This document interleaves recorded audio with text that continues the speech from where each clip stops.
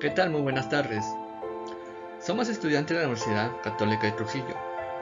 En esta oportunidad vamos a exponer sobre el libro de Juan Pablo II, que se titula Encíclica Veritatis Splendor. Presentándonos, mi persona, Águeda Castañeda Yair, mi compañera Alvarado Arriesén Sandra, mi compañera Bautista Delgado Diana, mi compañero Bustamante Saldaña Luis y mi compañera Quispe Llano Sándalo.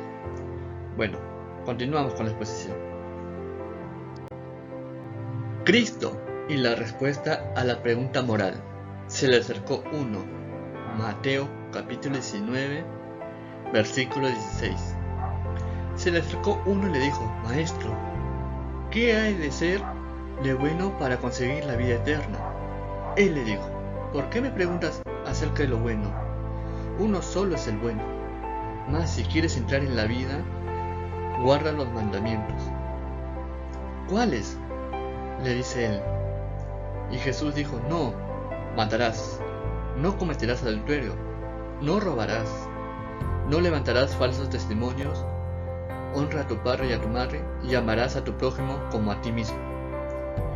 Dícele el joven: Todo eso lo he guardado, ¿qué más me falta? Jesús le dijo: Si quieres ser perfecto, anda, vende lo que tienes y dáselo a los pobres, y tendrás un tesoro en los cielos. Luego ven y sígueme. En conclusión, para que los hombres puedan realizar este encuentro con Cristo, Dios ha querido su iglesia. En efecto, ella desea servir solamente para este fin, que todo hombre pueda encontrar a Cristo, de modo que Cristo pueda recorrer cada uno el camino de la vida. Maestro, ¿qué he de ser de bueno para conseguir la vida eterna? Él es el Maestro, el resucitado, que tiene en sí mismo la vida y que está siempre presente en su iglesia y en el mundo. Es el quien desvela a los fieles el libro de las Escrituras y, revelando plenamente la voluntad del Padre, enseña la verdad sobre él, obra moral. Si queremos entrar en el núcleo de la moral evangélica y comprender su contenido profundo e inmutable, debemos escrutar cuidadosamente el sentido de la pregunta hecha por el joven rico del Evangelio, y más aún el sentido de la respuesta de Jesús, dejándonos guiar por él. Bueno, doy paso a mi compañera Sandra para que continúe con la exposición.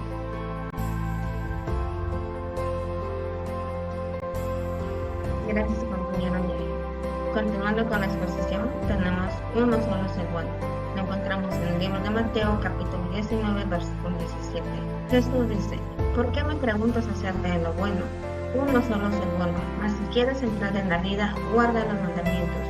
El maestro bueno indica a su interlocutor y a todos nosotros que la respuesta a la pregunta ¿qué hay de hacer de bueno para conseguir la vida eterna? Solo puede encontrarse dirigiendo la mente y nuestro corazón al único que es bueno, que es Dios.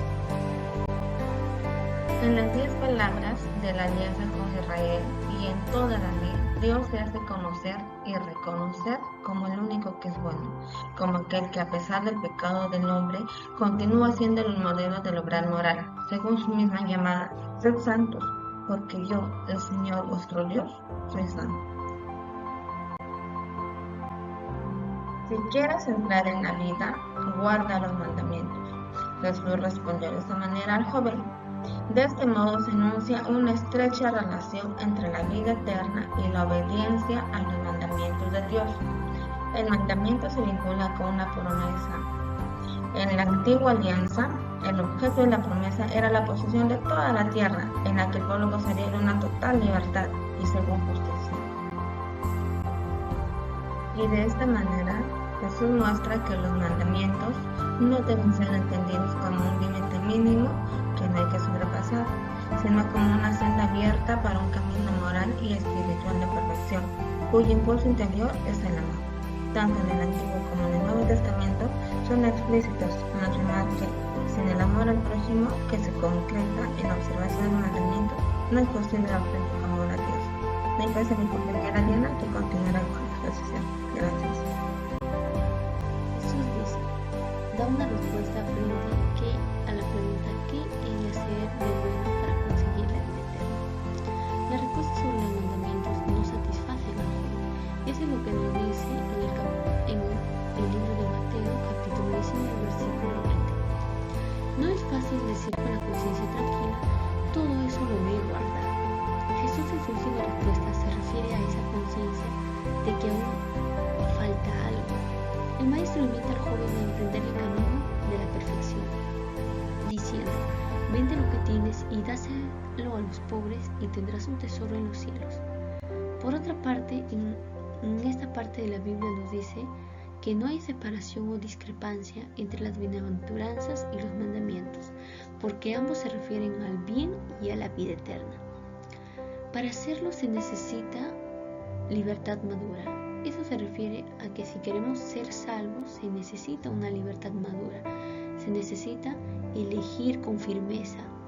De esta pequeña oración viene la palabra si quieres, y el don divino es ven y sígueme.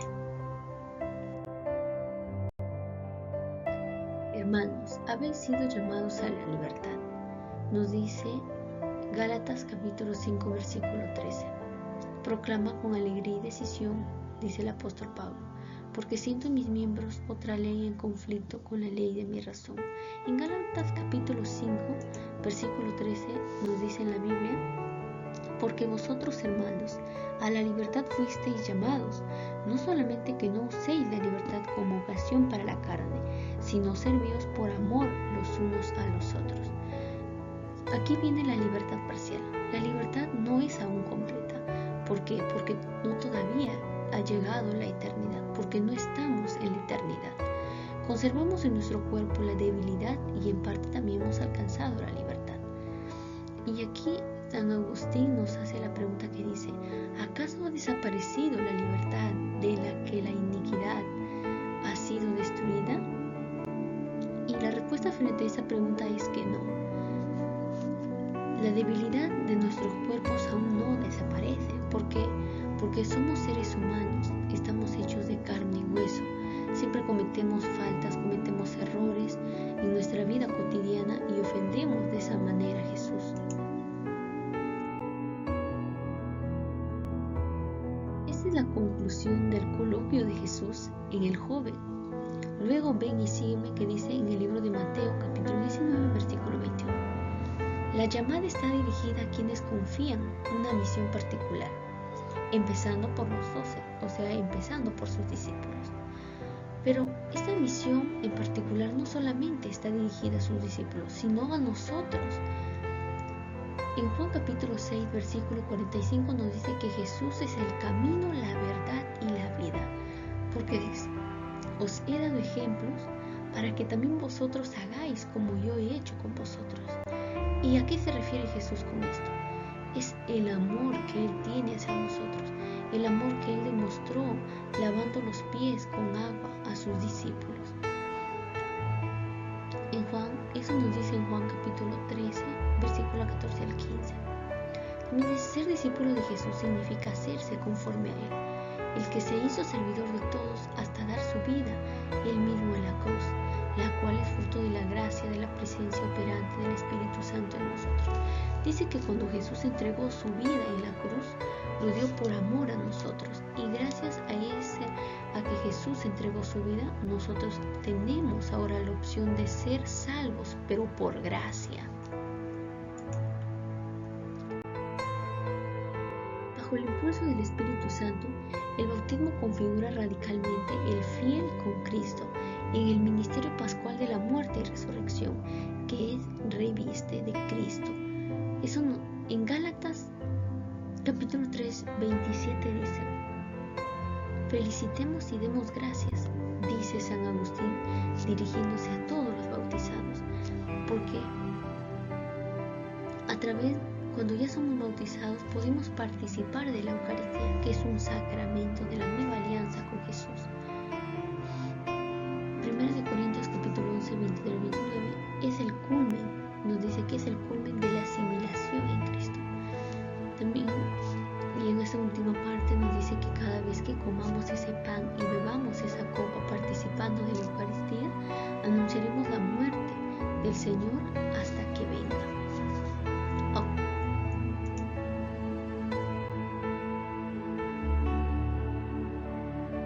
Bien, continuando con la exposición, para Dios todo es posible. Mateo, capítulo 19, versículo 26. No solo el hombre rico, sino también los mismos discípulos se asustan de la llamada de Jesús al seguimiento, cuyas exigencias superan las aspiraciones y las fuerzas humanas. Para los hombres eso es imposible, mas para Dios todo es posible. Mateo, capítulo 19, versículo 26.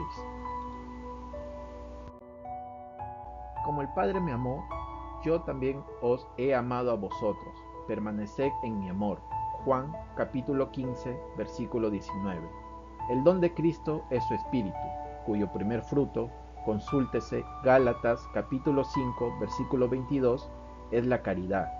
El amor de Dios ha sido derramado en nuestros corazones por el Espíritu Santo, que nos ha sido dado. Romanos, capítulo 5, versículo 5. Imitar y revivir el amor de Cristo no es posible para el hombre con solo sus fuerzas. Hace capaz de este amor solo gracias a un don recibido. Lo mismo que el Señor Jesús recibe el amor de su Padre. Así a su vez lo comunica a los discípulos. San Agustín se pregunta, ¿es el amor el que nos hace observar los mandamientos? ¿O bien es la observancia de los mandamientos la que hace nacer el amor? Y responde, ¿quién puede dudar de que el amor precede de la observancia? En efecto, quien no ama está sin motivaciones para guardar los mandamientos.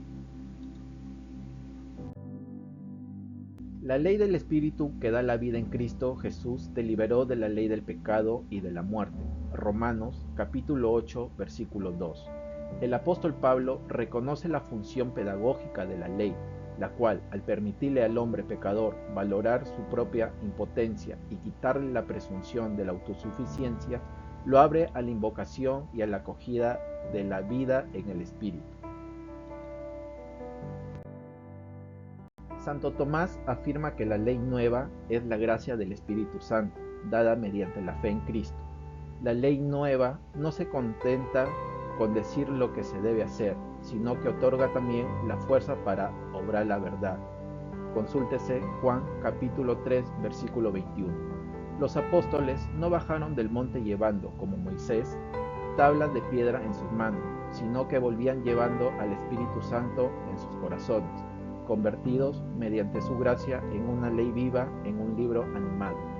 Le doy pase a mi compañera Sandra. Gracias.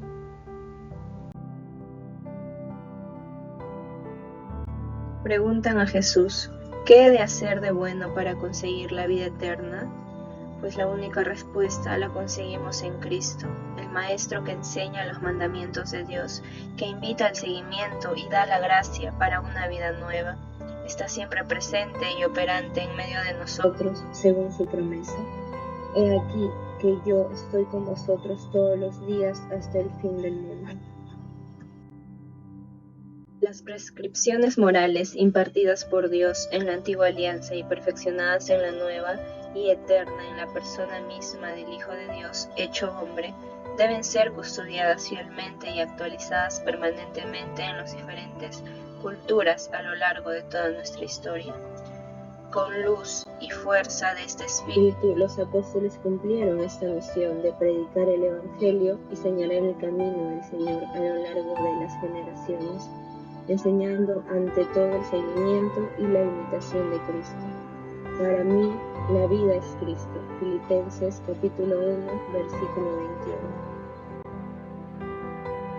Además, como firma de modo particular el concilio el oficio de interpretar auténticamente la palabra de Dios, oral o escrita, ha sido encomendado solo al magisterio vivo de la Iglesia, el cual lo ejercita en nombre de Jesucristo.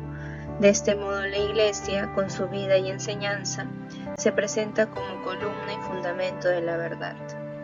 Y ya para ir culminando, precisamente sobre todas las interrogantes que caracterizan hoy la discusión moral y en torno a las cuales se han desarrollado nuevas tendencias y teorías, el magisterio en fidelidad a Jesucristo y en continuidad con la tradición de esta Iglesia siente más urgente el deber de ofrecer el propio discernimiento y enseñanza para ayudar al hombre en su camino hacia la verdad y hacia la libertad.